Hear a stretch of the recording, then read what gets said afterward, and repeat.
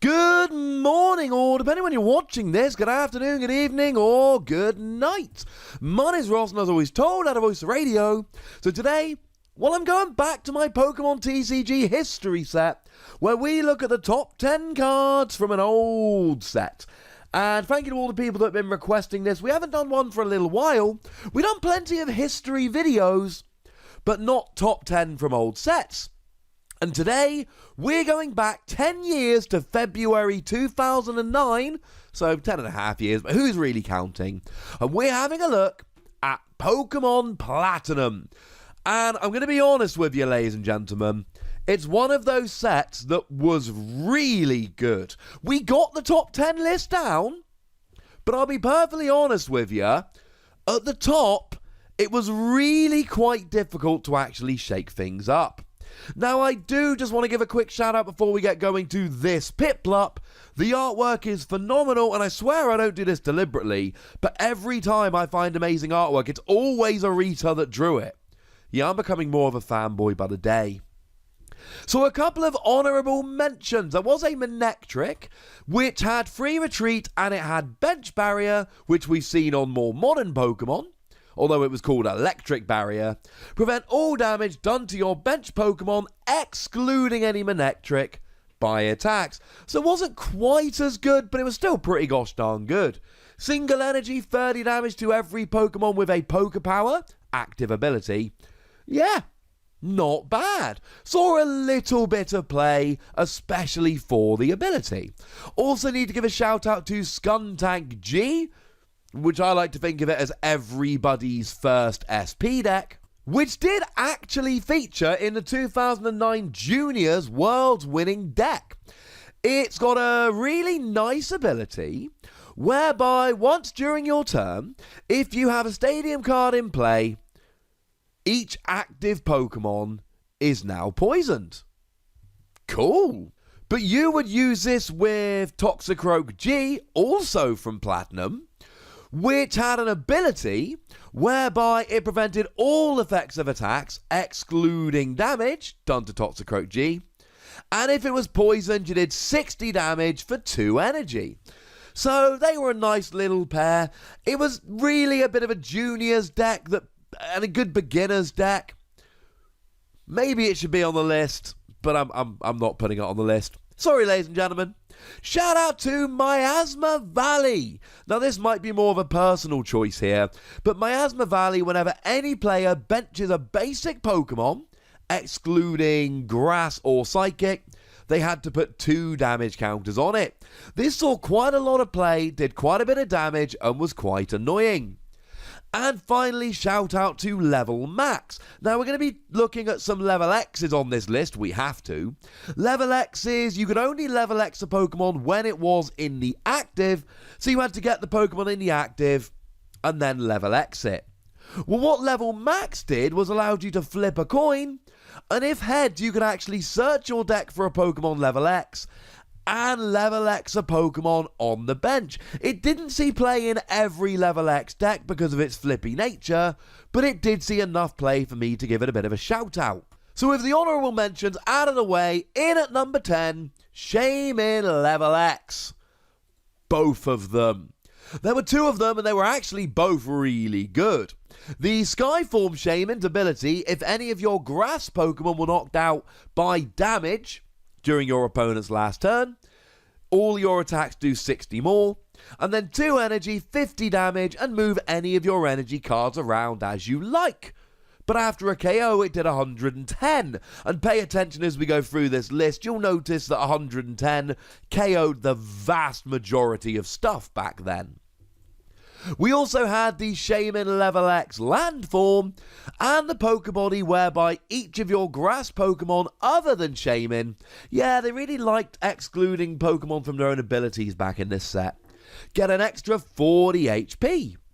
Now the attack for a grass double colorless did 40 damage, and you chose as many grass energy as you like, attached him to your Pokemon in any way you like, and did 20 more for each one you attached.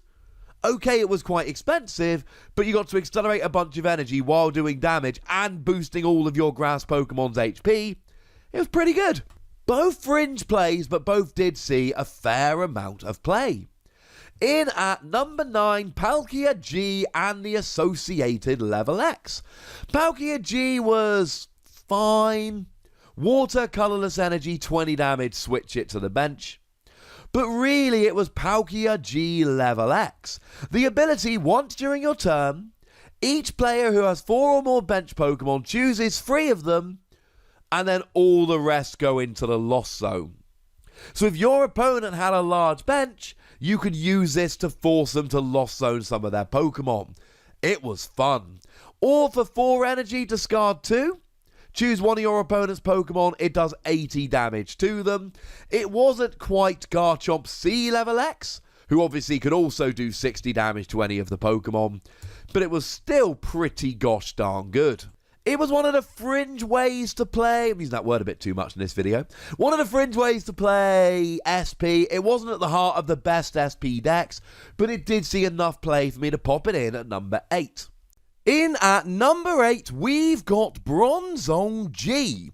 Now, BRONZONGG really was a staple in these SP decks. I'm talking about SP quite a lot in this video. I have actually done a video all about SP Pokemon explaining it.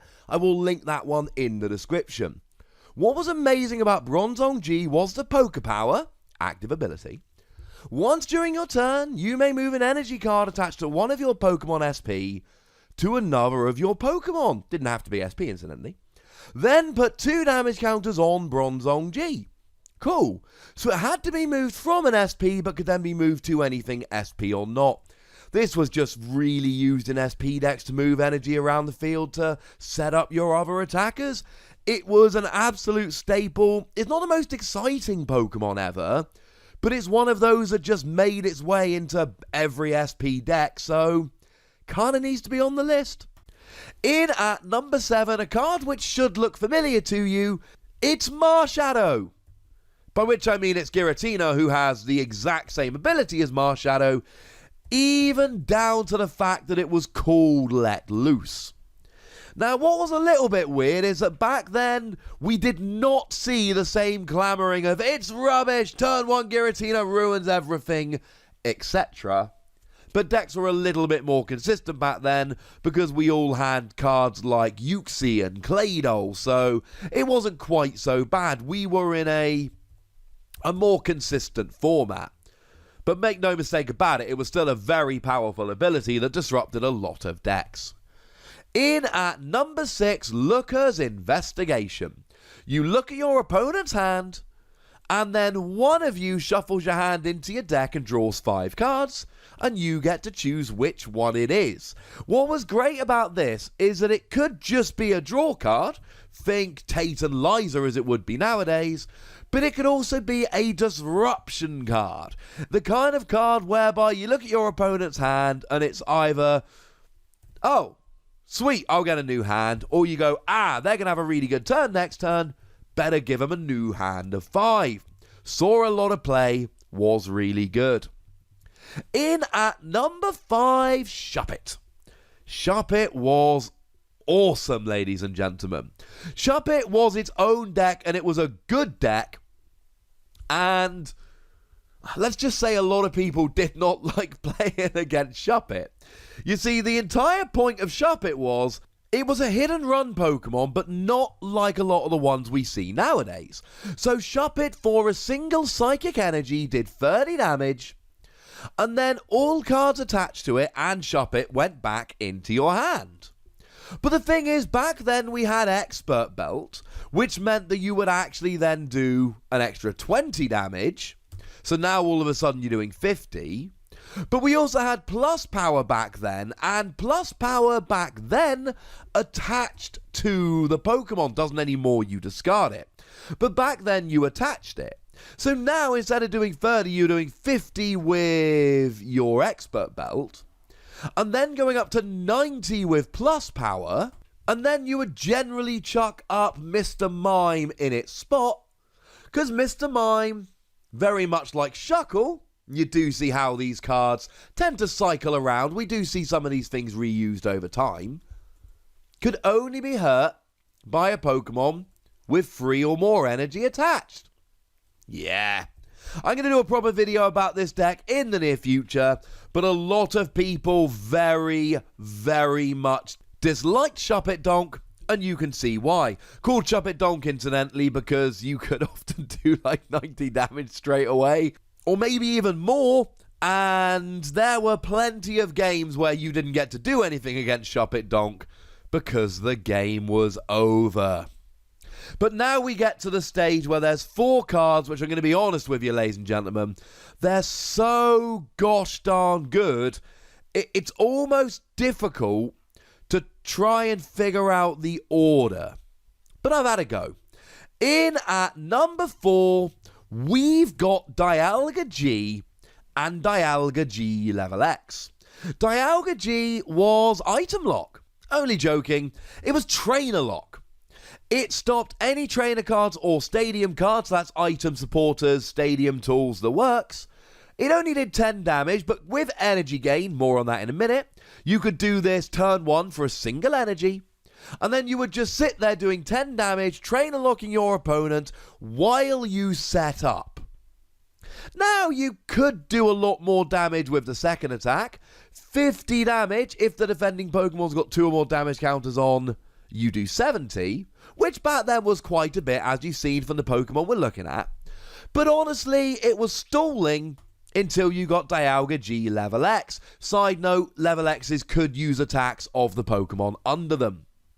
The ability turned off other Pokebodies, so for instance, Vileplume from Undaunted was good for a while. Don't worry, this turned off Vileplume. But what you would do is for 4 energy, 80 damage, flip a coin till you get tails. For each head, put an energy from the defending Pokemon into the lost zone. The thing is that you would have your special metal energy here.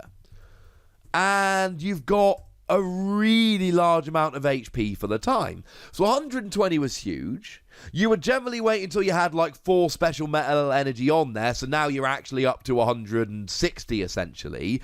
And you'd have an expert bout, so you had 140 HP. You were taking 40 less every time your opponent attacked. I mean, they had to do 180 to 1 hit KO. That's 2019 numbers, ladies and gentlemen. And it would get rid of all of your energy. Yeah, DIALGAG was, well, it was very good, put it that way. In at number 3, Cyrus and Stuff. So we had Cyrus's Conspiracy, which was a phenomenal supporter card that let you search your deck for a supporter, a basic energy, and a Team Galactic's trainer card.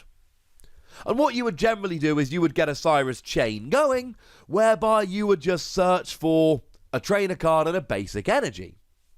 And then in this set alone, we had Energy Gain, a tool that reduced your attack cost by 1, hence why Dialga can attack for a single energy, and Palkia can attack for a single energy, etc. And we had Poker Turn that just let you pick up one of your SP Pokemon. It was Super Scoop Up, but you didn't need to hit a heads. And then we had Power Spray, whereby if you had enough Pokemon on the field, enough SP Pokemon on the field, you had to have at least 3, you could just stop a Pokemon's Poker Power. So your opponent could bench Uxie, and then you'd go, oh, Power Spray, Uxie's still on the bench, but now it doesn't actually do anything. Yeah, this is what made SP decks so gosh darn good. In at number 2, we've got CROBATG. Yeah, that's right. CROBATG wasn't even good enough to come in at number 1. The set is that top heavy. CROBATG, you played it, you put 1 damage counter on one of your opponent's Pokemon. But we had Poker Turn, so you could keep going with this. Incidentally, CROBATG and Poker Turn and Super Scoop Up also saw a lot of play in Shuppet Donk. That's how you'd get more damage down onto the field. Sometimes you'd see players using CROBATG with Poker Turn, Super Scoop Up, etc., and they would be able to take KOs without even doing any damage. It was dumb. It led to some really dumb combos. It's one of the main reasons that stupid Sableye deck was able to do so well. I'll pop a link to that one in the description. It broke the game. But as dumb as it was, it doesn't come in at number 1. That was Broken Time Space. Broken Time Space is one of the best cards we've ever seen. A card that is so good, it will never be reprinted. It removes a restriction that you cannot evolve a Pokemon the turn you play it down. It allows you to just play down a Pokemon and immediately evolve it. And it basically made any evolving deck better. Gyarados absolutely loved this, because Gyarados did damage depending on how many Magikarp were in the discard pile. You really relied on having 3 Magikarp in the discard pile, but the problem is that could only work if you could get a Gyarados going. But this was fine, because you could play a Pokemon Rescue, also in the set incidentally, to get a Magikarp back, play it down, and immediately evolve it. Gyarados would not have been good without this. We saw it with Machamp. And the problem was that you could just evolve Machamp straight away and then use Takeout to KO any basic Pokemon for a single energy. I used it in my Donphan deck. Every evolution deck was significantly better with this. It's one of those cards, if it was printed today, it would instantly become an absolute staple in every evolution deck. It would be ridiculous. So there we go, ladies and gentlemen. Those are the top 10 cards from Platinum. That's your Pokemon history lesson for the day. I want to know your memories of Platinum, so let me know in the comment section. Go nuts. Be nice. And, of course, give me your own top 10 list. That's what I want to see. And then make sure you like this video, subscribe to this channel, follow me on Twitter at TheWasi, and Twitch for some live action at twitch.tv/PTCGRadio. If you want to support the channel, get some bonus podcasts and all that, head on over to patreon.com/PTCGRadio, where you can do exactly that. And please do make sure you're checking out youtube.com/WasiPlays, where we talk about a whole bunch of games that don't even have any Pokemon in. But by far the most important thing, as always, look after yourselves till next time. Thank you very much for watching. My name's Ross, and you've been watching PTCG Radio.